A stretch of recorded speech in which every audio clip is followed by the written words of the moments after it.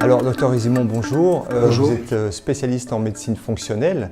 Et est-ce qu'on peut un petit peu expliquer aux gens la différence entre justement la médecine du type médecin généraliste et la médecine fonctionnelle? Mais pour moi, il n'y a qu'une médecine. La médecine, si on retourne dans ses bases biologiques, neurophysiologiques, physiologiques, c'est la médecine fonctionnelle. C'est-à-dire c'est la médecine qui trouve la cause des problèmes et traite la cause des problèmes. Je donnerai un bête exemple. Si on considère le magnésium que tout le monde connaît, on est quasi tous déficients. Si on fait du sport, si on transpire, on est 100% déficient. Un manque de magnésium peut se manifester par des palpitations, troubles du rythme cardiaque, que certains malheureusement traiteront par bêta-bloquants, par des médicaments qui freinent le cœur. Un manque de magnésium peut entraîner des troubles du sommeil, réveil fréquent la nuit, que certains traiteront par des somnifères. Nous, en fonctionnel, on traitera plus par du magnésium. Peut entraîner des crampes musculaires que certains traiteront par des benzodiazépines, donc des myolastans, comme c'était le cas avant. Alors que si on traite normalement, physiologiquement par du magnésium, on aura le même résultat sans effet secondaire. Voilà, c'est ça la médecine fonctionnelle, donc c'est traiter la cause des problèmes. Alors, je vais donner ici l'exemple du magnésium, mais je pourrais vous donner 1000 exemples. La mélatonine, par exemple, qui nous aide à dormir, à sommeil profond, récupérateur, à rêver, à fixer la mémoire au long cours, à détoxifier le cerveau, pour ne pas avoir un Alzheimer. Mais si on en manque, on a des troubles du sommeil. Donc un médecin peut prescrire un inducteur de sommeil, zolpidem, un somnifère, que ce soit du loramate ou autre. Mais malheureusement, on sait qu'il y a des effets secondaires au niveau du cerveau, puisque ces gens-là, au bout de 6 mois, font déjà 44% d'Alzheimer en plus que les autres, parce que leurs troubles du sommeil étaient maltraités par des produits chimiques, alors qu'ils pouvaient être traités par une molécule naturelle qui est la mélatonine. Alors on essaye de rassembler un maximum de symptômes qu'a le patient, donc on lui pose beaucoup de questions, état dépressif, manque d'énergie, fatigue le matin, palpitations, migraines, troubles digestifs, ballonnement, et on essaye en fait de rassembler tous les signes pour essayer de trouver quels sont les facteurs causaux des problèmes, plutôt que de donner un médicament, du spatalin pour les crampes abdominales, donner un antiacide pour le reflux acide, donner un antimigraineux, donner un antihypertenseur, alors que finalement, peut-être que certaines carences, certains déficits, certains troubles nutritionnels pourraient expliquer l'ensemble des symptômes. Les symptômes vont être traités en médecine généraliste souvent par tout un certain nombre de médications qui en gros sont délétères en fait pour la santé. Alors moi je suis pas du tout anti-médicaments, je dois avouer que dans mon passé j'ai travaillé dans tous les gros hôpitaux universitaires de Bruxelles, que ce soit Bordeaux, Erasmus, Saint-Pierre, Bruckmann, donc je suis un médecin scientifique universitaire à la base.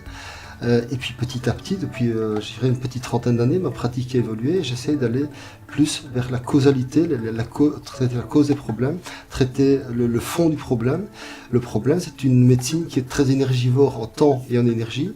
En effet, je ne sais pas faire une consultation de fonctionnel en 5 minutes, il me faut 1 heure, 1 heure et demie, au moins les 2 premières consultations. Mais j'ai l'impression que la médecine, les connaissances qu'on devrait avoir concernant la physiologie, l'anatomie, la pharmacologie, ça, c'est un énorme puzzle. Et au plus on a de parties du puzzle, au plus on peut être performant. Et donc c'est vrai que je dirais si un médecin est spécialisé en neurones, c'est-à-dire qu'un neurone ne fait pas attention au tube digestif, mais il passe à côté de quelque chose. On sait maintenant que 30% des neurones sont dans l'intestin, dans le mésentère de l'intestin. Quand l'intestin est malade, pas de sécrétion de sérotonine, pas de sérotonine, moins de synthèse de dopamine, et donc le patient est dépressif, trouble d'attention, pas de libido, moins de joie de vivre, donc on doit soigner son intestin également. Donc si le neurologue ou le psychiatre qui s'occupe de ce patient au niveau de sa tête ne fait pas attention à ce qui se passe 1 mètre plus bas, il va droit dans le mur, il va prescrire des antidépresseurs, des calmants, des trucs, des machins, alors qu'il passe à côté de la cause du problème. D'accord. Alors on en a discuté un petit peu off caméra tout à l'heure. À la base, la médecine fonctionnelle devrait en principe, et c'est votre volonté à vous, anticiper le problème. C'est-à-dire que par rapport à des bios très précises, micro-millimétrées justement, vous êtes capable en principe d'anticiper des problèmes qui auraient pu survenir dans 10 ans, 15 ans, 20 ans, 30 ans. Mais vous me l'avez dit off caméra tout à l'heure, qu'en réalité, vous avez vu tout un certain nombre de pathologies complètement, littéralement explosé dans les consultations que vous avez, qui ne c'était pas le cas il y a 5 ans, ce n'était pas le cas il y a 10 ans. Comment vous expliquez ça? Alors c'est multifactoriel. Alors je voudrais revenir peut-être au niveau de la définition de la médecine fonctionnelle, c'est la médecine d'avant le cours de pharmacologie à l'UNIF. Donc en gros, on nous apprend plein de choses, les mécanismes de l'hypertension, les mécanismes des troubles du rythme cardiaque, les mécanismes de la dépression. Et finalement, quand on a le cours de pharmaco, on retient le dernier cours qu'on a eu et on ne retient que les médicaments qui vont agir sur les symptômes. Voilà. Alors pour revenir à l'explosion des pathologies, en effet, moi j'ai travaillé, j'occupe du thyroïde comme depuis une petite trentaine d'années maintenant. La maladie de Hashimoto, la thyroïdite auto-immune, c'est quelque chose que je fais de temps en temps, tous les quelques mois. Maintenant j'en ai plusieurs par jour. La fibromyalgie, la fatigue chronique, ça n'existait pas. Une nouvelle maladie qui est sortie, on vient de l'inventer. Voilà. Les gosses qui ont des troubles d'attention, quand j'étais ado, ça n'existait pas. Non, c'est nouveau, ça vient de sortir. Alors pourquoi? On sait pourquoi, c'est parce que les parents donnent à manger à leurs gosses des céréales, donnent à manger du pain, du choco, plus de protéines au repas du matin, parce qu'on est carencé en vitamine D, on est carencé en zinc, on est carencé en vitamine A. Enfin, il y a plein de carences qui sont dues à l'alimentation déficiente, à la mauvaise alimentation, au fait que les gens finalement achètent à manger comme on leur dit d'acheter à la télé. Donc ils vont dans un grand magasin, ils achètent les pires merdes qui est, parce qu'ils ont vu une pub la veille au soir. Et alors, pathologie qui augmente, c'est l'obésité. Hein. Avant, je revois des photos d'adolescents. Quand j'étais ado, on comptait les côtes. Toutes ces jeunes filles qui ont un piercing dans le nombril, elles ont toute la graisse qui dépasse le piercing, qui passe au-dessus. La dépression, oui, ça a explosé. Les gens qui ne savent pas dormir, c'est devenu monnaie courante. De plus, les médecins prescrivent des somnifères. Or, ces médicaments, ces benzodiazépines, ont été mis sur le marché au départ pour être prescrits pendant quelques jours maximum. Le Parolin, ça marche tellement bien que le patient revient dans une prescription, le médecin, plutôt que de réfléchir, redonne la prescription. Il ne se rend pas compte qu'après 6 mois de prescription de benzo, on augmente de 44% son risque d'Alzheimer déjà. Quand vous parlez de benzo, pour ceux qui ne connaissent pas, c'est tout ce qui est Lysanxia, Temesta, Seresta, Valium, Loramette, l'ormetazépam. D'accord, toute cette famille de médicaments augmente après 6 mois de 40% les risques d'Alzheimer. Oui, tout à fait. Ouais. Ça, c'est assez terrifiant. C'est la folie. Et l'Alzheimer, comme vous le savez, est en explosion. Maintenant, des Alzheimer chez des jeunes de 35, 36 ans, ça devient la folie. Ouais. Wow. Vous avez posté justement récemment une couverture d'un livre qui est En finir avec Alzheimer.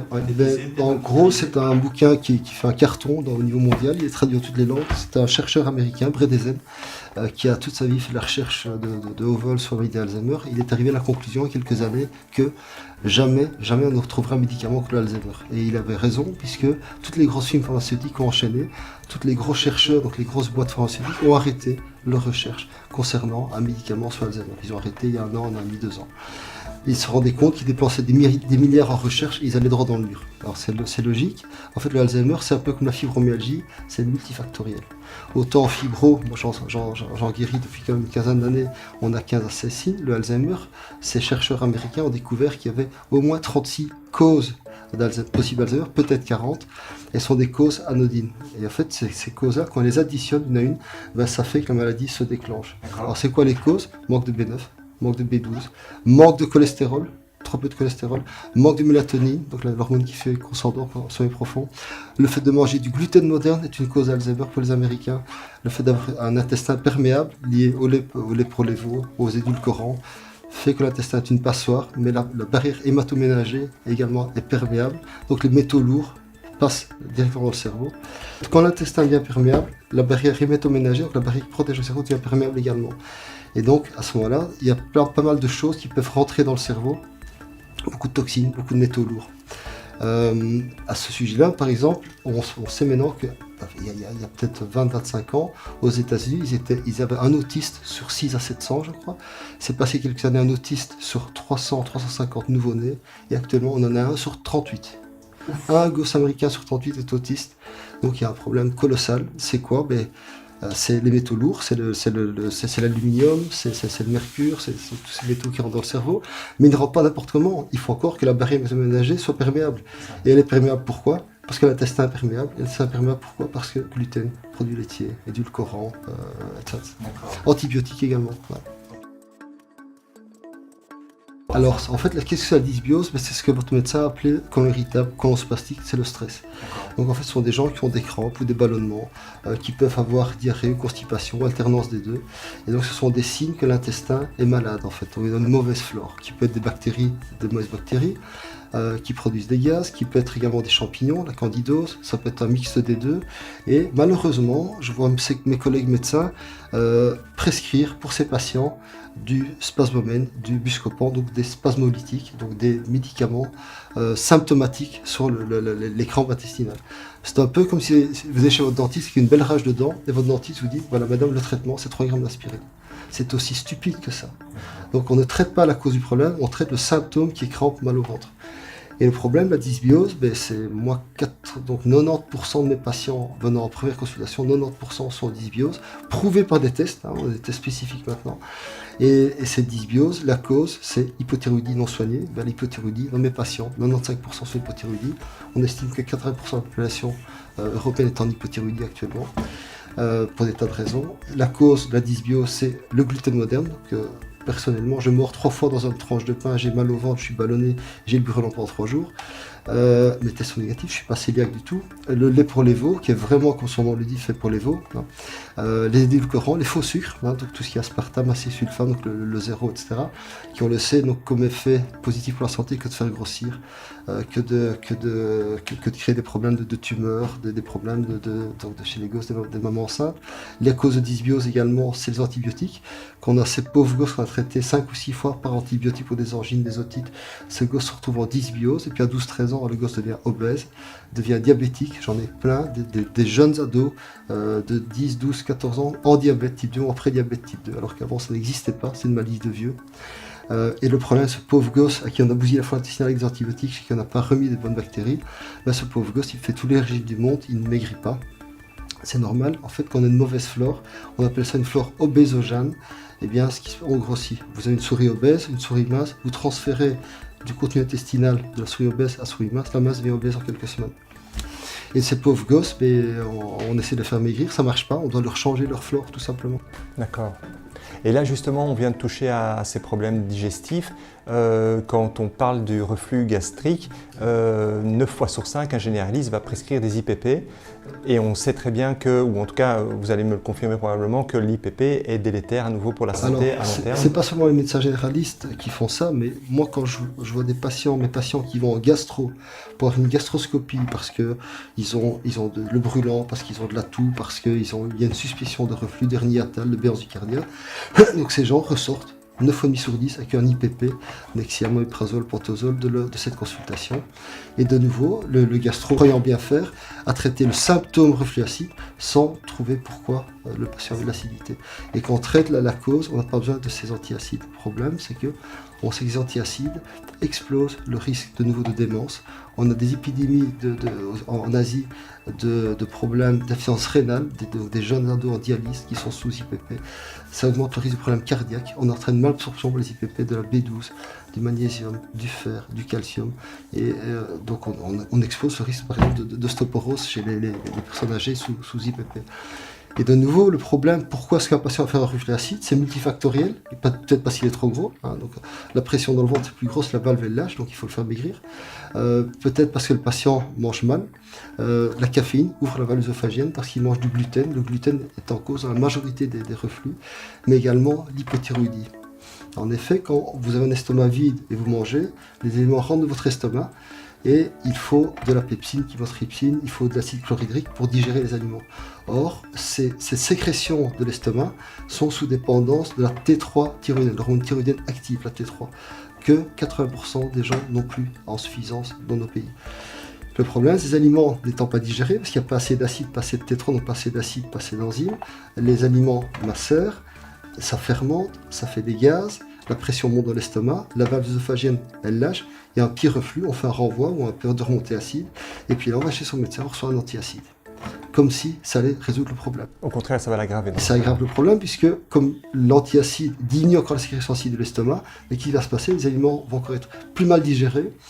Et donc, en gros, on reporte le problème plus bas. Donc, ces patients-là font des dysbioses intestinales. Donc, ils disent, génial, cet antiacide, j'ai plus d'acidité. Mais maintenant, qu'est-ce que j'ai mal au ventre? Qu'est-ce que je ballonne? Le problème de reporter le problème plus bas, au niveau du bas intestin. Et voilà, c'est assez scandaleux, je trouve, de voir ce qui se passe avec ces médicaments. C'est facile, c'est la médecine pouce-bouton. Symptômes, donc médicaments, donc dépression, antidépresseurs. c'est acidité anti-acide, c'est migraine anti-migraineux,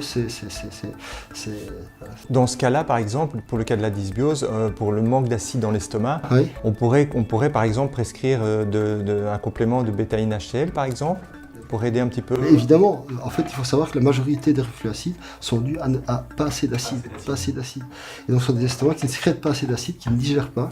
Et assez étonnamment, donnant de l'acide, on relance la machine. D'accord. On peut réamorcer justement le système de digestion. Ok, d'accord.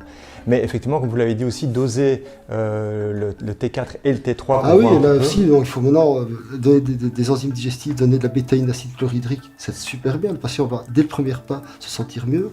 Mais il faut encore traiter la cause, parce que ce problème, c'est que son hypothyroïdie va faire que ce patient est fatigué au réveil le matin, va prendre 5, 10, 15, 20 kilos, va être frileux, va perdre ses cheveux, peau sèche au niveau des jambes, avoir un cholestérol LDL qui monte. Donc 95% des hypercholestérols LDL, 95% sont dus à un manque de T3 thyroïdienne. Et c'est pas du tout à traiter par des statines. Le patient en hypothyroïdie va avoir jusqu'à 30-35 signes différents. Et comme sa prise de sang était chaque fois normale, la TSH est normale, chaque fois le médecin traitant lui dit tout va bien, monsieur, madame, votre prise de sang est normale. Et le patient vit avec ses 10, 15, 20, 25 signes d'hypothyroïdie qui peuvent être surpoids, fatigue, dépression, migraine, etc. C'est ça. Et comme on l'a dit tout à l'heure aussi off caméra, dans ce cas-là, si on se rend compte que la personne est dans ce type de profil, on va supplémenter en T3 activé. Si oui, alors là, le problème de prise en charge d'hypothyroïdie, c'est encore un énorme domaine. Je donne des conférences là-dessus, j'écris des articles là-dessus. C'est multifactoriel. Donc en fait, si vous voulez, très schématiquement, la thyroïde sécrète une hormone, la T4, qui est inactive. Elle doit être activée en T3. Avant, il y a 25-30 ans, on était en manque tous d'iode. Maintenant, on n'a plus que la moitié d'être en manque d'iode, mais avant, c'était 100%. Et donc, pas assez d'iode, pas assez de T4 thyroïdienne. Et donc, le diagnostic était très facile à faire, le traitement facile. Le problème s'est déplacé. On a relativement assez d'iode, on a de la T4, mais c'est la T3, la conversion de la T4 à T3 qui ne se fait pas. Pour qu'elle se fasse, il faut la vitamine D. Si vous ne prenez pas 8 à 10 unités par jour, vous êtes en carence. Or, les recommandations officielles sont de 800. Il faut du magnésium, 90% de carence. Il faut de la B12, 80% de carence. Il faut du sélénium, 80% de carence. Il faut du zinc, 80% de carence. Et donc, s'il vous manque l'une ou l'autre de ces substances, la T4 reste T4. Et vous savez, la stupidité de l'histoire, c'est que beaucoup de médecins, en cas d'hypothyroïdie, prescrivent la T4. L-thyroxine, lévothyrox en France, et le fameux scandale de T4. C'est la T4. Donc, un médecin va prescrire un patient hypothyroïdien qui a un manque de T3, de la T4, qu'il n'arrive de toute façon pas à activer en T3. Donc c'est scandaleux parce que, ces patients vont pas mieux, mais les prises de sang se normalisent. Donc en gros, la prise de sang qui est anormale, le médecin dit, vous voyez, ça marche mon traitement, votre prise de sang est normalisée, madame. Et la dame, elle dit, ok, mais moi, je suis toujours aussi grosse, aussi fatiguée, aussi frileuse, aussi déprimée, aussi autant de manque de libido, je perds toujours autant mes cheveux, etc. Vous êtes médecin depuis plus de 30 ans maintenant. Comment vous pouvez expliquer justement un tel non-sens au niveau du système médical en fait? Alors, c'est un problème de désir de s'informer, de se recycler. En fait, le problème, beaucoup de médecins ne se recyclent que par les invitations à assister à un tel séminaire un soir sur la 36e statine mise sur le marché, ou le lendemain au 8e anti-acide mis sur le marché, ou au 87e antihypertension mis sur le marché. Et finalement, beaucoup de médecins n'ont de l'information médicale que par la visite des délégués et les invitations à des formations. Et également, le problème, c'est que c'est une question de temps et d'énergie. Donc, moi, je suis désolé, mais si j'ai un patient qui a des problèmes comme un reflux acide devant moi, une hypothyroïdie, je ne sais pas régler son problème en 5 minutes. Il me faut 1 heure, 1 heure et demie d'explication, parce que il faut d'abord... C'est comme une voiture. Vous avez une belle voiture de course, hein, une Ferrari, et le propriétaire va chez son garagiste parce qu'elle va pas, la Ferrari. Elle tousse, elle s'arrête, elle avance plus, il faut la pousser, il faut la dépanner sans arrêt. Et le garagiste dit, mais monsieur, votre Ferrari, vous savez pourquoi elle va pas? Et le monsieur dit, ben non, mais écoutez, c'est l'essence une Ferrari, mettez du diesel dedans. Ah ben oui, il dit, les gars, mais moi je veux mettre du diesel dedans. Donc en fait, si le patient ne se nourrit pas bien, déjà, moi je suis bloqué. Donc si le patient mange des tartines le matin, des sandwichs le midi, prend des sucres light ou zéro, je ne sais pas continuer la consultation, il met déjà le mauvais carburant dans son corps. Or, la nutrition à l'UNIF, c'est 2 heures de cours. Alors moi, ça fait quand même maintenant, je crois que ça fait 27 ans que je me recycle en nutri, en micronutri toutes les semaines. Encore hier soir, j'étais en séminaire jusque bien tard. Donc le problème, c'est que les médecins ne sont pas formés en nutrition. Donc en gros, ils ne vont même pas demander aux patients, mangez quoi le matin en fait? Alors le patient le matin, il dit, ben moi je suis un homme d'affaires, je mange 2 cafés. Donc le patient mangeant 2 cafés n'a pas de protéines le matin, pas de protéines, pas de tryptophane, pas de sérotonine. Pas de sérotonine, dépression, irritabilité, compulsion glucidique, compulsion alcoolique, tendance à frustration. La sérotonine devient mélatonine en fin de soirée, je m'endors, je dors profondément, je rêve, donc pas de mélatonine, donc le patient a besoin de somnifères, va faire son Alzheimer parce qu'il prend un somnifère, la détoxifie pas son cerveau, n'a plus de mémoire, mais voilà, donc simplement en réglant déjà le problème de la brique le matin la protéine, on peut déjà améliorer le système. Et le médical, je dirais, vient après, il est carencé en quoi mon patient, qu'est-ce que je dois lui donner? D'accord. Justement, un mot par rapport à l'alimentation, avant que vous puissiez nous donner vraiment vos recommandations précises pour ceux qui nous regardent. J'ai lu récemment plusieurs livres justement au niveau du reflux gastro-œsophagien, et un médecin américain qui en a vendu, je dirais, des palettes et qui a énormément de très très bons commentaires parce qu'il a de très bons résultats, préconise justement une alimentation à base de produits qui ne vont pas acidifier l'estomac justement, donc des brocolis, enfin beaucoup de choses tout à fait positives. Par contre, un autre régime qui a, je dirais, le vent en poupe en ce moment et qui je pense, vous le recommandez aussi d'une manière globale, c'est le paléo, si je me trompe, voilà. Mais par contre, il y a quand même une grosse différence par rapport à le paléo et par rapport à l'autre dont je vous parle, c'est qu'ils ne sont pas du tout d'accord sur les céréales, par exemple. Quel est votre point de vue sur les céréales? Je parle justement de l'avoine, par exemple. Beaucoup de gens mangent parce que c'est pratique, c'est facile, c'est rapide. Beaucoup mangent un bol d'avoine le matin. Il y a un truc, moi je suis ardennais, mes grands-parents fermiers, j'habitais en face, et quand j'étais gosse, j'ai amené de l'avoine au bétail, aux ânes, aux chevaux, etc. Donc pour moi, l'avoine, c'est un aliment pour bétail. Et j'étais très surpris, j'avais 30-35 ans, à Bruxelles, j'ai vu un jour quelqu'un manger de l'avoine le matin, et je suis allé vers cette femme, je dis, tu manges de l'avoine? Ben oui, mais non, c'est normal de manger de l'avoine. Bon, soit, passons. En fait, dans l'avoine, il y a une molécule qui s'appelle l'avéine, et l'avéine est aussi mauvaise pour la santé qu'est le gluten moderne. Donc en gros, des études faites assez récemment montrent que lorsque les patients ont des symptômes qu'on appelle de côlon irritable, donc crampes, ballonnement, etc., donc qui est une dysbiose, on les guérit, on réintroduit l'avoine, on a beaucoup de chances de leur rendre le même problème. Et donc en gros, il faut savoir que le problème, c'est pas... À la base, l'homme n'est pas fait pour manger du blé et de l'orge, mais il s'y est habitué, parce qu'il s'est sédentarisé. Le problème également, c'est que ces 30-35 dernières années, on a changé très fort notre blé moderne. Pourquoi? Parce qu'on veut qu'il soit plus court, qu'il ne soit pas couché par le vent, on veut que les récoltes aillent plus vite, que les grains soient plus riches, etc., etc. Et finalement, on en est arrivé par croisement divers à faire des blés qui ont un patrimoine génomique complètement différent du blé ancestral. En gros, on pourrait dire schématiquement que le blé ancestral a 14 chromosomes et le blé actuel en a 42. Donc nous, les humains, on a 46 chromosomes normalement, on a 47, on est des Mongoliens, on a 48, on ne vit pas. Donc on veut nous faire manger un machin qui est un ajouté des tas de qui vient d'une autre galaxie. Donc il faut déjà comprendre que notre corps, il met très très longtemps à s'habituer à un nouvel aliment. Peut-être que dans 500 000 ans, on sera de nouveau capable de manger du blé. Peut-être. Pour l'instant, c'est plus possible. C'est de colle non digestible. Alors en gros, on a un grand problème donc, avec les céréales à gluten. Alors maintenant, le fait de faire germer les céréales, ça règle le problème. Donc on fait germer, le bourgeon qui se développe mange ce gluten, donc ces céréales germées, il n'y a plus de gluten dedans. Il n'y a pas de souci de manger du blé germé, de l'orge germé, etc. Maintenant, on a des tas d'autres aliments qui sont très proches et qui ne créent pas de problème. C'est le sarrasin, le blé noir, c'est le petit épaule dans une certaine mesure, mais il y a un mais quand même. C'est également les légumineuses, comme le quinoa, les lentilles, qui peuvent avantageusement remplacer les céréales à gluten. Alors justement, j'ai vu dans un magasin bio de l'avoine, des flocons d'avoine sans gluten. C'est une arnaque monumentale. Ah bon? Alors l'avoine n'a pas de gluten. Donc on vous dit qu'on sert l'avoine sans gluten, c'est pour vous attirer, c'est pour vendre leur truc. L'avoine n'a pas de gluten, c'est de l'avéine qu'il y a dedans. Okay. Donc voilà. Donc de toute façon, il reste aussi entre guillemets nocif pour les intestins. Le problème, c'est que moi j'ai pas mal de patients, c'était il y a des années déjà, j'avais fait une édiction pour le gluten, et puis je les ai pas informés, ils ont mangé de l'avoine, et une docteur, je suis de nouveau dans le même état, ballonnement, crampes, fatigué, dépressif, et en fait ils mangeaient de l'avéine, donc il y a le même effet toxique de l'intestin. Justement, puisqu'on est en plein dans l'alimentation là, est-ce que vous pouvez nous donner un petit peu, je dirais, un modèle type d'une journée Tout d'abord, le repas principal c'est le matin. D'accord. Donc le matin, ben, vous mangez. Alors de nouveau, il y a le problème de l'acide, des aliments acidifiants ou pas. Donc si vous mangez des protéines animales comme la viande, le poisson, les œufs, il faut compenser par des aliments désacidifiants qui sont les légumes, qui sont les fruits. On aura moins de problèmes avec des viandes blanches que de la viande rouge par exemple le matin.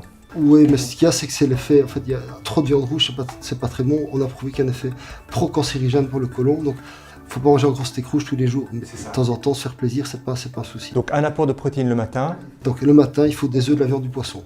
Ou des protéines végétales, mais les protéines végétales, elles sont moins bien absorbées, donc il faut des quantités beaucoup plus importantes. Si vous avez une assiette d'un patient végétarien, elle est quand même volumineuse pour pouvoir atteindre la quantité de protéines nécessaire en fonction du corps. Donc il faut une protéine le matin. Les protéines du matin, c'est le fuel du cerveau. Donc c'est les protéines du matin qui vont donner à votre cerveau la tyrosine, un acide aminé, qui va donner la dopamine, joie de vivre, libido, mémoire, concentration, motivation, mémoire à court terme, qui va donner la noradrénaline, la pêche, l'énergie, le dash, donc je vais toute la journée, et va donner une grosse partie du tryptophane, qui est le précurseur de la sérotonine et la mélatonine. Donc en gros, et ce tryptophane des protéines du matin va s'attacher à l'albumine, va être libéré en fin d'après-midi, et donc le cerveau va avoir sa dissolution de tryptophane fin d'après-midi pour synthétiser la sérotonine qui est le bien-être. Le problème, c'est que ce tryptophane a besoin de sucre pour entrer dans le cerveau. Donc qu'est-ce qui se passe si vous n'avez pas assez de tryptophane? Si votre cerveau est en manque de sérotonine, subdépressif ou dépressif, vous allez avoir fin d'après-midi des accès de boulimie, de compulsion glucidique. Pourquoi? Parce que votre corps, il sait très bien qu'il lui faut du sucre pour que le peu de tryptophane qui est dans le sang rentre dans le cerveau. Et vous allez avoir des accès également de boulimie le soir, vider le frigo par exemple. Donc ça, ce sont des signes typiques de subdépression ou de dépression par manque de sérotonine cérébrale. Mais également, il y a un autre problème qui s'insère là, c'est le cortisol. Donc c'est une hormone surrénalienne. Quand elle est basse, en fait, cette hormone, on a un coup de pompe après le repas du midi. Quand elle est basse. Quand elle est basse. D'accord. Ouais. Justement, c'est intéressant que vous en parliez parce que un des problèmes aussi qu'on voit surtout sur une littérature plutôt anglo-saxonne, c'est le syndrome de adrénal fatigue, comme ils appellent ça. Donc vraiment, l'épuisement des glandes adrénales, probablement dû au stress. Je ne sais pas si vous pouvez le confirmer. Alors en gros, si vous voulez, les surrénales, les glandes adrenales en anglais, sont des glandes qui sont situées au-dessus des reins et qui sécrètent une cinquantaine d'hormones différentes, 50 hormones. La plus connue, c'est l'adrénaline. On est attaqué, on doit se défendre, l'adrénaline monte, on est à l'attaque, le cœur va plus vite, la tension monte. Ça, c'est la médula surrénale. Au niveau de la corticose surrénale, on a des hormones qui sont la DHEA, qui descend inévitablement avec l'âge. On a le cortisol, qui est l'hormone de l'énergie, mais aussi du stress. Vous avez un coup de stress, le cortisol doit monter dans le sang pour amener du sucre dans le sang. C'est une source d'énergie pour combattre le stress. Le problème, c'est que autant s'il y a 20-25 ans, on a des surrénales qui répondent au quart de tour, qu'on arrive à 40-50 ans, ces surrénales vieillissantes vont sécréter moins de cortisol. Et donc, on peut se retrouver à un certain moment avec une surrénale qui s'épuise beaucoup plus vite à cause du stress. Donc, en gros, chaque stress engendre une sécrétion de cortisol, mais puis la surrénale peut s'épuiser. Surtout si on manque de magnésium. Donc, pas de magnésium, pas de simple fonction de la surrénale. Et au bout d'un certain temps, on peut avoir brusquement, même parfois en une nuit, un cortisol qui s'effondre. La DHEA s'effondre également, et le matin, on se réveille en burn-out. Alors ce burn-out, j'en vois tout plein, mais il y a des états pré-burn-out qui sont la fatigue surrénalienne, donc on a des taux sanguins de cortisol ou urinaire, de cortisol bas, des taux de DHEA basses. Et là, la mauvaise idée, c'est de dire aux patients, écoutez, cool, arrêtez de travailler, congé, 15 jours, 3 semaines, 6 mois, 2 ans, alors qu'en réglant le problème hormonal sous-jacent, on règle le problème. Évidemment, je ne dis pas qu'il ne faut pas régler la cause de cette fatigue surrénalienne, qui est le stress, l'excès de travail, le manque de détente, mais techniquement, en fait, ces patients-là, on règle leur taux de cortisol et de DHEA, 2 jours après, ils sont au boulot comme avant. Justement, docteur, dites-moi si je me trompe, mais justement, cette adrénale qui peut être épuisée et qui ne fournit plus assez de cortisol peut justement, si j'ai bien compris, induire un dysfonctionnement au niveau de la thyroïde. Donc en fait, là, ça pourrait être un peu l'œuf et la poule. Oui, donc c'est très lié. La thyroïde et la surrénale sont très liées. On considère actuellement que sur 100 hypothyroïdiens, il y en a 60 à 70 qui ont également un problème de surrénale, de manque de cortisol. Excusez-moi, combien de pourcents vous avez dit? 60 à 70% ont également un problème de la surrénale. Le problème est lié, ne fût-ce que par le magnésium, qui est commun aux deux. Pas de magnésium, pas de T3 thyroïdienne active, pas de magnésium, pas de cortisol, mais également le cortisol régule la conversion de la T4 inactive en T3 active ou en reverse T3 qui est la T3 inactive. La T3 inactive bloque la T3. Et donc, si vous voulez, si on a un problème au niveau du cortisol, par exemple, trop bas, eh bien la T4 devient trop vite T3 et on ne supporte pas le traitement thyroïdien. Le travail justement en médecine fonctionnelle est justement, je dirais, des réglages de pointe, un petit peu comme on peut comparer à nouveau pour reprendre votre métaphore par rapport à la voiture. Enfin, moi je vois ça comme ça, la médecine fonctionnelle c'est de la Formule 1. C'est là où on va vraiment optimiser de manière très très précise en fait. Mais le problème c'est que ça fait appel à fonctionnel, à la nutrition, micronutrition, les carences, mais aussi à l'aspect hormonal. Et il n'y a rien à faire. Si vous avez un patient qui est en surpoids, fatigué, et que ce patient est en reposé, ménopausé, insuffisance rénalienne, vous pouvez le faire manger aussi bien que vous voulez, de tous les compléments que vous voulez, ça ne marchera pas. Il faut aussi régler le problème hormonal sous-jacent. Tout à fait. Justement, à ce sujet, on en a parlé encore une fois off caméra, vous voyez souvent des patients qui viennent chez vous désespérés, après avoir sonné plusieurs sonnettes d'alarme à gauche et à droite chez des confrères en fait. Est-ce que vous pensez que l'endocrinologue, dont c'est le métier en principe de justement gérer ces problèmes hormonaux, sont mieux équipés ou plus attentifs justement, ou eux aussi tombent dans des travers? J'ai un énorme respect pour les endocrinologues, ils sont super bons au diabète, ils sont des très bons diabétologues, mais malheureusement beaucoup n'ont une expérience que dans cette partie-là de l'endocrino. Donc ils gèrent des pancréas qui ne fonctionnent pas, diabète type 1, déséquilibrage au niveau de l'insuline, ils font ça super bien. Malheureusement au niveau thyroïdien, et c'est vraiment, je suis désolé de dire ça, mais il y en a très peu, mais il y en a quand même qui travaillent bien, mais très très peu utilisent des mélanges T3, T4, sauf il y en a quelques-uns qui travaillent super bien, je dois l'avouer. D'ailleurs, dans les conférences que je donne sur la thyroïde, il y a des endocrinos dans la salle, il y en a des chouettes conversations ensemble après. Le problème, c'est que beaucoup de médecins et beaucoup d'endocrinos, finalement, considèrent qu'avoir un pancréas insuffisant, diabète, ça existe. Avoir un problème de thyroïde, ça existe. Avoir des problèmes de parathyroïde, à la limite. Mais quand on parle des surrénales, des testicules et des ovaires, ils sont perdus. Donc en fait, comme si, avec l'âge, on peut avoir des problèmes qu'au niveau de la thyroïde et du pancréas, et pas au niveau des testicules, des ovaires, des surrénales. Et au niveau des surrénales, par exemple, c'est le gros souci, c'est que beaucoup d'endocrinologues considèrent que c'est on-off, ou blanc ou noir. Soit ma surrénale sécrète assez de cortisol, soit je suis en maïladisone. Donc c'est insuffisance rénalienne. Or, entre le noir et le blanc, il y a plein de gris. Et nous, on traite le gris. C'est ça, vous vous êtes rendu compte de ça, effectivement, parce que c'est une maladie, celle dont vous avez parlé, et qui est relativement rare en fait. Oui, c'est... Ouais. Je crois que j'en ai vu une en 35-37 ans. Justement, pour revenir à l'idée du magnésium, qui semble être la clé par rapport à ces problèmes surrénaliens, qu'est-ce que vous pourriez recommander comme forme de magnésium, ou est-ce que finalement toutes les formes ne conviennent pas à tout le monde, il faut un peu choisir la sienne? Le problème, c'est que quand vous allez en pharmacie et vous êtes convaincu que vous allez prendre du magnésium parce que vous avez des crampes, des fasciculations, la paupière qui frétille, vous avez le cœur qui a une arythmie cardiaque, vous avez un caractère explosif, vous n'avez pas à vous endormir, vous avez de la migraine, c'est une des 3 causes de migraine, le magnésium. Donc la migraine, la vraie migraine avec nos vomissements, c'est soit un manque de magnésium, soit une hypothyroïdie, soit une dysbiose, point. Donc les triptans, etc., moi ça fait 20 ans que j'ai guéri toutes mes migraines en traitant ça. Sauf les migraines catameniales de fin de cycle qui sont liées à un manque de progestérone. Donc en gros, le magnésium, vous allez en pharmacie convaincu que vous devez en acheter. Et le pharmacien, souvent malheureusement, vous prescrire le moins cher, qui est un oxyde de magnésium. Il n'est pas cher, mais le problème, c'est qu'il est irritant pour l'intestin. Et donc pas mal de personnes disent, le magnésium, je ne supporte pas, ça me fait mal au ventre. Parce qu'on a donné la mauvaise forme. Donc il faut des formes qui ne sont pas agressives, qui sont des glycérophosphates, des picolates, des citrates, des malates de magnésium. Et de nouveau, on peut choisir le sel de magnésium en fonction des problèmes du patient. Si j'ai un patient constipé, ce sera plutôt un citrate. Combien? Alors moi j'ai des patients, encore hier, très bonne idée, je prends un magnésium et rien n'a changé. Et puis je dis, écoutez, prenez-en 3-4 matin et soir. Donc la dose, il faut l'adapter en fonction de ses symptômes. C'est pas en prenant un magnésium par jour que ça va aller. Oui, mais moi je le prends le matin. Et pourquoi vous ne prenez pas le soir? Ah, mais parce que ça va m'empêcher de dormir. Non, le magnésium du soir vous fait dormir. Ça augmente la mélatonine. Voilà, donc dans tous les cas, le magnésium, c'est plutôt le soir. Matin et soir. Pour conclure avec les surrénales, vous pouvez nous donner un petit mot par rapport aux adaptogènes? C'est quelque chose que vous prescrivez? Oui, voilà. Alors je suis un fanat des plantes adaptogènes, que ce soit le rhodiola, que ce soit la chouanga. Vous constatez sur le terrain que ça fonctionne? Oui, ça fonctionne. Pas toujours. Ça fonctionne. Et donc ces plantes adaptogènes ont également d'autres fonctions. Elles ont souvent un effet positif de la dopamine cérébrale, donc la joie de vivre, mémoire, concentration, motivation. Elles ont un effet allez, je dirais assez spectaculaire, mais pas systématique au niveau de la fiction rénalienne. Mais dans certains cas, ça suffit. Dans certains cas, ça suffit.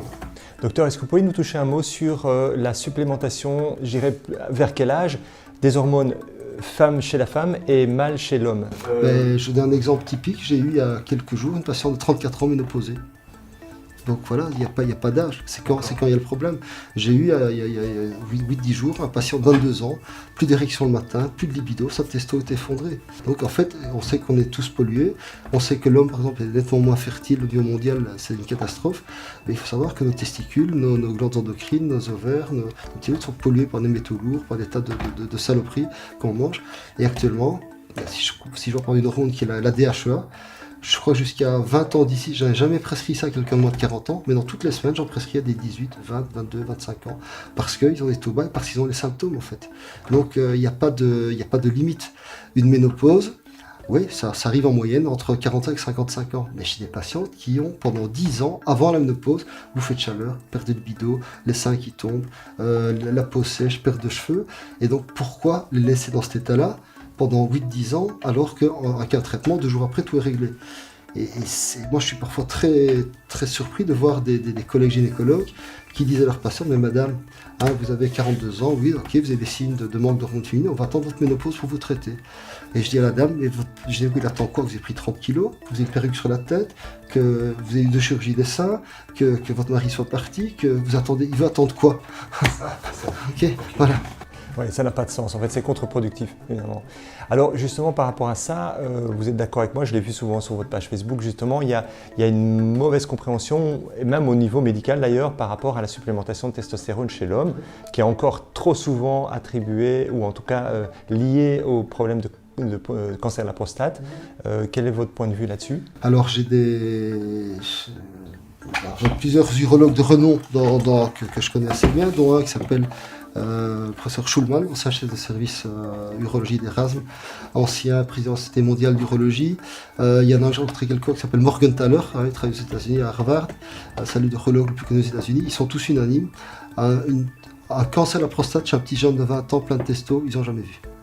Par contre, des cancers de la prostate chez des papis de plus de 50 ans non complémentés en testo, ils en voient tous les jours.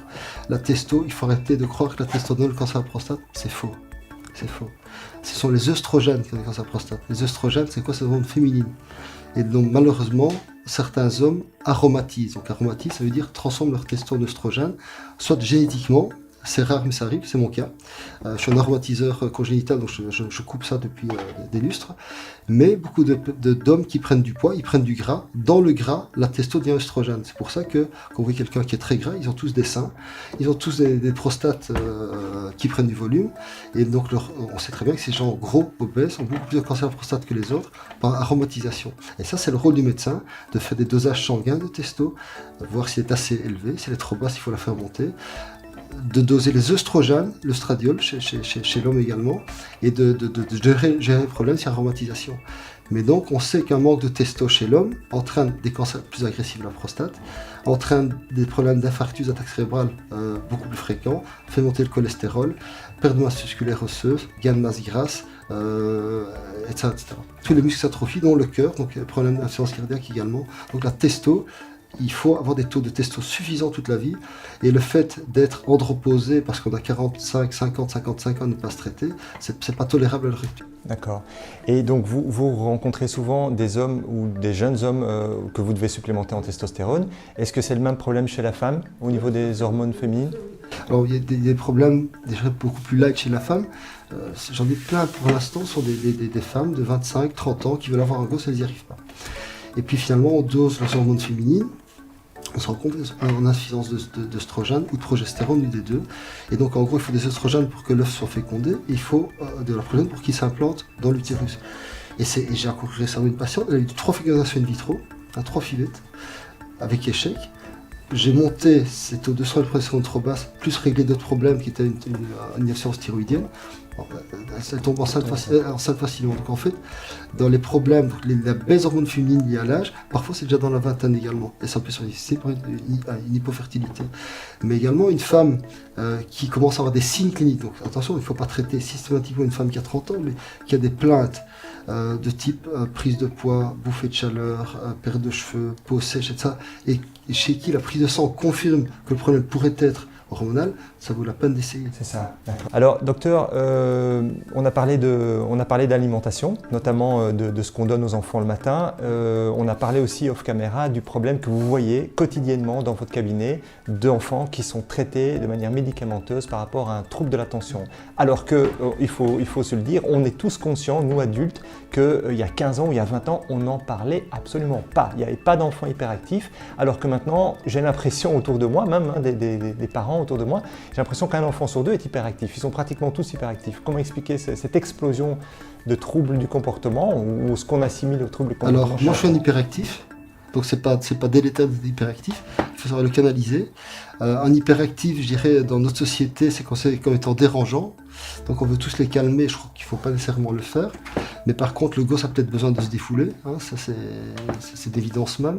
Moi, si je fais pas mon sport tous les jours, je pète un câble. Le problème, c'est quand les gosses ont également des troubles d'attention. Donc être hyperactif, c'est pas grave, mais ils n'arrivent pas à se concentrer sur quelque chose. Et là, c'est typique d'un manque de dopamine dans la tête. La dopamine, je le rappelle, provient d'un synonyme qui est la tyrosine. Et la tyrosine provient des protéines du matin. Alors, chose que je vais mimer, j'ai depuis 20 ans, 20-25 ans, en consultation quasi chaque semaine, des parents qui viennent avec une petite fille, Noémie, 12 ans, docteur Noémie, trouble de l'attention à l'école, mémoire zéro, motivation zéro. Ben, votre gosse, madame, a un manque de dopamine dans sa tête. Et la maman me dit, depuis 25 ans, ben vous avez raison, c'est ce que la neuropédiatre m'a dit il y a quelques mois, il y a 3-4 ans. Et qu'est-ce qu'elle a fait? Elle a pris la Rilatine, ou le Concerta, Rilatine retard, en France c'est Ritaline. Et vous avez fait quoi? Écoutez, j'ai eu l'intelligence d'aller voir sur internet ce qui se passait, j'ai dit jamais je donnerai cette merde à mon gosse. Vous avez bien raison madame, parce que ça crée des addictions chez le gosse plus tard. Et madame, est-ce que je peux vous poser une question? Oui, qu'est-ce que vous donnez à manger à Noémie tous les matins?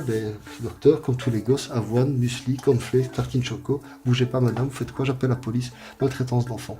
On va vous arrêter madame. C'est scandaleux que des parents osent nourrir le gosse avec du sucre le matin. Le matin, c'est un des pièges protéinés. Sans protéines, votre gosse, madame, n'arrivera pas à avoir cette dopamine qui aide la mémoire, la concentration, la motivation. C'est pas aussi simple que ça. Ici, je vais avec des grands raccourcis. Alors moi, je suis un ancien élève de David Franch-Reber, donc qui est un neuropsychiatre français très connu. J'ai eu des cours avec lui il y a 25 ans sur Paris. Et il avait jeté un peu les bases de la psychonutrition. Il faut savoir qu'aussi que 15% des gosses qui ont des troubles de l'attention ont une ferritine trop basse, trop peu de fer. Alors comment est-ce qu'un petit gosse peut avoir trop peu de fer? Il n'a pas de cancer du côlon, le gosse, il mange encore un peu de viande avec ses parents. Qu'est-ce qui se passe? Parce que ce gosse a un intestin qui n'absorbe pas le fer. Pourquoi? Parce qu'il a reçu du gluten, il a reçu des cornflakes, du pain qui bousille son intestin. Il ne faut pas chercher plus loin. Le gosse, tout comme l'adulte, a besoin de vitamine D. Madame, qu'est-ce que vous donnez comme vitamine D tous les jours à Noémie? Je donne rien. Madame, vous vivez en Belgique, en France, vous n'avez pas de vitamine à votre gosse? Vous voulez que votre fille ait un cancer du sein plus tard? Votre petit garçon ait un cancer de la prostate plus tard? Il faut de la vitamine D également pour qu'elle ait au niveau cérébral. Alors, il y a des tas de carences qui peuvent faire que le gosse est déficitaire, mais le gros truc, c'est qu'il faut changer ce foutu petit déjeuner. Il faut mettre une protéine au repas du matin. Et vous avez abordé un point qui me semble, moi, en tant que jeune parent, justement fondamental. Ce traitement médicamenteux chez les enfants va avoir des répercussions bien plus tard. Comme vous le disiez, à 14-15 ans, le cerveau aura été formaté probablement au niveau justement du dérèglement des neurotransmetteurs qui vont quelque part l'amener à être enclin à un phénomène addictif, donc de drogue dure par exemple. Ça c'est quand même très très important et inquiétant. Exactement. Et alors moi j'ai même aussi des adultes qui sont encore sous Rilatine. Donc j'ai des adultes qui ont 25, 30, 40, j'ai récemment 45 ans sous Rilatine. Et c'est des adultes qui ont toujours un manque de hormone T3 ou un manque de cortisol ou les deux. Alors autre chose, pour revenir au trouble de l'attention chez l'enfant, c'est pas que la protéine du matin qui crée le problème, c'est aussi les polluants, les colorants. Donc on sait très bien qu'on retire les colorants, on retire le sucre de l'alimentation, ces gosses ils vont vachement mieux. Moi par exemple ma hantise, c'est quand je prends l'avion ou le train, le TGV, et que je vois un gosse manger un truc sucré. Je sais que c'est l'enfer tout le voyage. Le gosse va gueuler, être énervé, pleurer, et les parents vont faire quoi pour le calmer? Ils leur donnent un petit morceau de chocolat, un petit bonbon. Et le gosse va remettre une couche après. Les parents ne se rendent pas compte qu'ils sont en train de bousiller leur gosse avec du sucre. Ah c'est symptomatique, c'est à ce point-là? Typique. Wow. Donc vous voyez vraiment une réaction, je dirais, de... Moi je vois un gosse qui monte dans l'avion, qui mange un truc sucré, il va gueuler tout le voyage, il va être chiant, il va courir partout, il va être énervé. Oui, donc là, effectivement, il y a vraiment un gros problème au niveau du sucre, et puis surtout au niveau du sucre caché dans les aliments, parce qu'on en retrouve partout, même dans le jambon maintenant, en fait. Et on peut faire un parallèle justement par rapport au problème d'obésité. Voilà. Alors là, en gros, dans mes patients, même s'ils ne viennent pas pour ça au départ, j'en ai quand même 80-90% qui sont en surpoids. Alors ça va de 2-3 kg à 100 kg de trop, 120 kg de trop parfois. Et ces patients, ces patienteux souvent, ont déjà fait tous les régimes qui existent, hein, régime hyperprotéiné, régime restrictif, régime Duncan, truc bazar, et échec. Et moi je dis à mes patients, vous savez, régime, 100% d'échec. J'ai jamais vu en 27 ans quelqu'un maigrir avec un régime. Ouais, ils maigrissent de quelques kilos pendant quelques semaines, quelques mois, puis ils reprennent plus qu'avant. Et le gros problème, en fait, il faut que les patients se rendent compte, il faut les rééduquer, que ce qui fait grossir, c'est le sucre. Donc, c'est pas le gras. Je dis toujours, vous pouvez prendre de la sauce à la louche, prendre de l'huile à la bouteille, vous n'allez pas prendre un gramme. Ce qui vous fait grossir, c'est le sucre. Vous prenez du sucre, vous ne le brûlez pas, ce sucre, 2-3 heures après, est devenu du gras. Et le problème, c'est que les patients ne se rendent pas compte où est le sucre. Alors, un sandwich, un beau sandwich, c'est 20 à 22 sucres. Il faut faire un marathon pour le brûler. Vous prenez 3 tranches de pain, que le pain soit blanc, jaune, gris, multicéréales, il faut compter 10 à 12 sucres. Il faut faire 25 km pour le brûler. Et donc, quand quelqu'un vient chez moi en surpoids, parce qu'il y a 25 kg trop, et mange le matin 3 tartines, un sandwich à midi et des patates le soir, je dis ok, vous préparez pour les Jeux Olympiques? Ben non, je ne fais pas de sport. Alors pourquoi est-ce que vous me nourrissez comme un sportif de haut vol? Mais ils ne savent pas, les gens, ils ne savent pas, ils ne le savent pas ça. Okay. Donc le sandwich, la seule partie intéressante du sandwich, c'est ce qu'il y a dedans, ce qui est autour, vous le mettez à la poubelle. C'est pas grand-chose, quoi. Okay. Vous prenez 5 sandwichs. Alors on a abordé tout à l'heure un petit peu les différents profils, je dirais, alimentaires qui sont souhaitables. Vous venez de nous dire maintenant que la graisse ne fait pas de tort, c'est le sucre le coupable. Et ça, je pense que tout le monde est d'accord, en tout cas tous ceux qui s'informent sont d'accord. Qu'est-ce que vous pensez d'un régime cétogène justement? Est-ce que c'est quelque chose qui n'est pas peut-être, je pense que je connais déjà la réponse, vous allez peut-être me dire que c'est quelque chose qui est suffisamment radical, qui doit être mis en place quand il y a véritablement une pathologie qui peut en bénéficier, mais que de manière générale, peut-être que le paléo est plus indiqué. Qu'est-ce que vous en pensez? Le régime cétogène, c'est génial parce que lorsqu'on arrive à entrer en cétose au bout de quelques jours, parce qu'on a mis beaucoup de graisse, beaucoup d'acides gras chaîne moyenne, type huile d'olive, macadamia, etc., lorsqu'on mange très protéiné, donc en fait le régime cétogène, ça vise à supprimer tout ce qui est sucre, ou quasi, il reste 5-6%, et finalement le corps rentre en cétose, on produit des corps cétoniques qui vont servir au cerveau comme source d'énergie pour fonctionner. Donc l'effet, c'est qu'on a l'impression d'être un peu, on plane un petit peu, on a au départ un petit coup de fatigue, puis après on est plein d'énergie. Mais le problème, ce régime cétonique est très, très restrictif, donc en gros on mange des protéines et du gras. Et donc c'est pas facile du tout à mettre en place et surtout à maintenir. Donc on fait un petit écart, on mange une pomme, ça y est, c'est foutu, on sort la cétose. Donc j'irais très difficile, il faut le faire sous contrôle médical, c'est pas facile. Mais par contre, un autre, entre guillemets, régime que j'ai tendance à recommander de plus en plus, c'est le régime intermittent. Et le régime intermittent, ça consiste simplement à arrêter de manger complètement pendant, par exemple, 10-12 heures par jour. Le problème, c'est que beaucoup de patients le font de façon débile, ils suppriment le petit déjeuner. Ils mangent rien le matin et puis ils commencent à manger dans l'après-midi. Et puis ces patients-là sont en dépression 3 semaines après. Alors s'il y a un repas à skipper, c'est le soir, c'est le souper. Donc en gros, ok régime intermittent, on arrête de manger à 15-16 heures jusqu'au lendemain matin, pas de souci. Mais il ne faut surtout pas supprimer le petit déjeuner parce que c'est dans le prenez du petit déjeuner qu'on trouve les molécules nécessaires au fonctionnement du cerveau, la sérotonine, dopamine, noradrénaline. Alors ça c'est assez génial docteur parce que je me suis beaucoup intéressé justement à l'intermittent fasting, donc en anglais, et c'est vrai que la logique veut souvent que, un petit peu par réflexe, les gens vont skipper, entre guillemets, le petit déjeuner. Mais j'ai pu voir à gauche à droite sur des forums ou à nouveau sur des groupes Facebook qui en parlent, ou même sur YouTube, beaucoup de gens parlent d'un problème, ceux qui sont justement sujets à ce cercle vicieux par rapport au reflux gastrique, ça leur pose un gros problème de sauter le petit déjeuner parce qu'ils sont dans une espèce d'émulation comme ça de l'estomac qui les fait souffrir et ils vont calmer ça par un repas. Donc est-ce que vous pensez que justement pour repartir dans un cercle vertueux cette fois-ci, ces gens-là pourraient, ceux qui ont un reflux gastro-œsophagien par exemple, pourraient faire un régime intermittent, mais en privilégiant, comme vous l'avez proposé, le petit déjeuner, le repas du midi et juste en supprimant le dîner. En fait, notre tube digestif est fait pour se mettre au repos un certain nombre d'heures par jour. Donc, le fait de tout le temps grignoter, on le fait très sans arrêt, et le fait de manger tard le soir et puis de recommencer à manger tôt le matin, finalement l'intestin travaille toujours. Donc on a intérêt à le mettre au repos. Et c'est vrai que là, on est fait en fait pour avoir le matin un repas lourd qui fait starter la journée. En effet, dans les protéines du matin, on a cette fameuse tyrosine qui devient la pêche énergie, mais aussi la tyrosine devient l'hormone thyroïdienne T4. Donc si vous ne mangez pas le matin et pas de protéines, vous êtes en hypothyroïdie, vous êtes crevé, fatigué de la journée, vous n'avancez pas, vous êtes une navette. C'est ça. Donc en fait, la clé pourrait être effectivement, comme vous le dites, pour ceux en tout cas qui ont un problème de surpoids, serait probablement de faire un régime donc intermittent, donc de s'abstenir de manger pendant 8 heures et de manger dans une fenêtre de 16 heures par exemple, mais certainement en commençant par un repas protéiné le matin, comme vous l'avez conseillé. Mais même si c'est le repas du soir, la fenêtre peut être beaucoup plus large. Vous arrêtez de manger à 4 heures l'après-midi jusqu'au lendemain matin, ça fait quand même... Ça fait... Et ça, sur le terrain, vous, dans votre, je dirais, dans vos patients, vous voyez vraiment aussi un... Je ne pousse pas les patients à le faire, mais quand ils me posent la question de voir si c'est bon, je dis oui.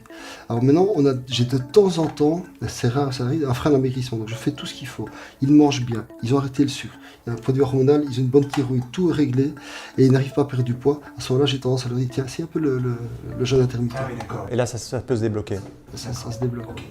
Est-ce qu'il y a effectivement une vertu par rapport à l'idée, comme vous le disiez, en dehors du fait de mettre au repos tout son système digestif, est-ce qu'il y a une vertu, on donne beaucoup d'attention à ce régime en disant que ça booste par exemple l'hormone de croissance naturellement.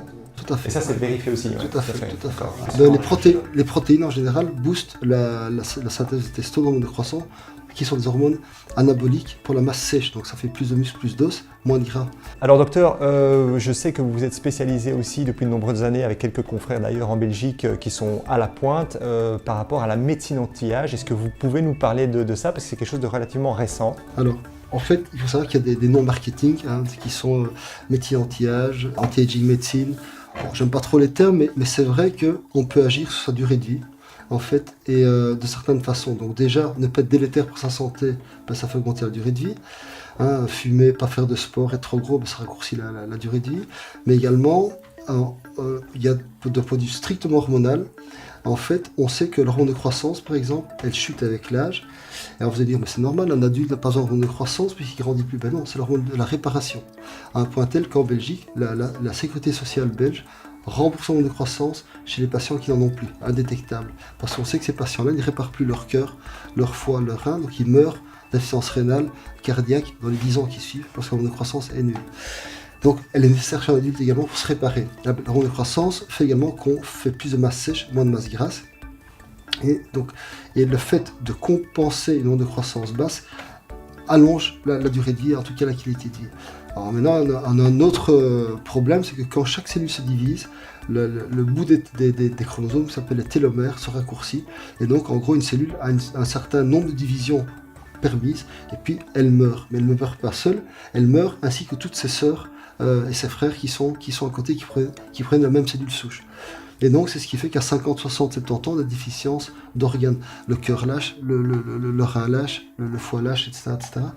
Et on s'est intéressé à tout ce qui pouvait stimuler la préservation des télomères, éventuellement leur recroissance. Et là, on a une foultitude, les publications pleuvent, c'est vraiment une nouvelle médecine, c'est la médecine des télomères en fait.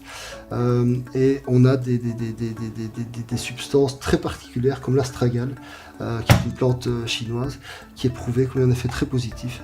On a également des substances naturelles comme l'acide alpha-lipoïque, le coenzyme Q10, le resveratrol, toutes des substances antioxydantes qu'on trouve dans des plantes, dans certains fruits, qui ont un effet positif et elles ont une action synergistique. Donc si vous donnez acide alpha-lipoïque plus coenzyme Q10, plus resveratrol, plus ceci, plus cela, on va avoir un effet synergique au niveau de cette préservation des télomères. Donc en gros, on va moins vite faire mourir ces lignées cellulaires. Donc en gros, il y a deux substances maintenant qui sont vraiment reconnues. C'est l'extrait d'astragale qui était breveté aux États-Unis, c'est le TA65, mais on a également l'épitalon. L'épitalon, c'est un peptide épiphysaire qui en fait c'est quelques acides aminés mis ensemble et c'était mis sur le marché par les Russes, mais il n'y a pas encore de consensus. En gros, cet épitalon, il propose en comprimé avalé, mais on se dit que c'est pas possible que ce truc soit détruit par l'estomac. Donc il faudrait le faire en injection. Mais donc là on a encore un doute. Par contre pour le TA65, oui, là les chances sont... Et justement, vous venez d'aborder l'idée que certains nutriments ou certains compléments pourraient pas passer la barrière digestive.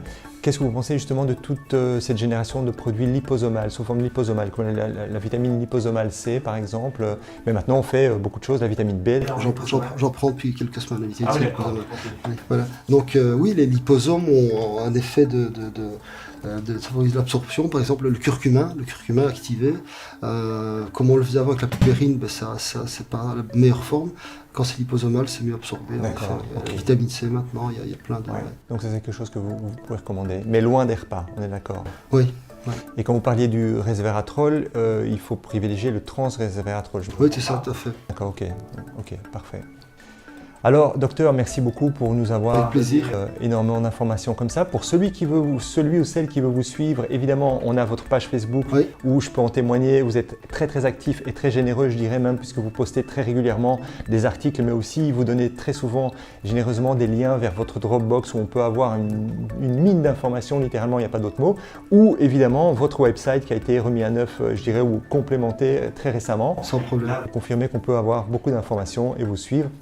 Docteur Résimon, on vous remercie beaucoup. Merci. Merci beaucoup. Au revoir.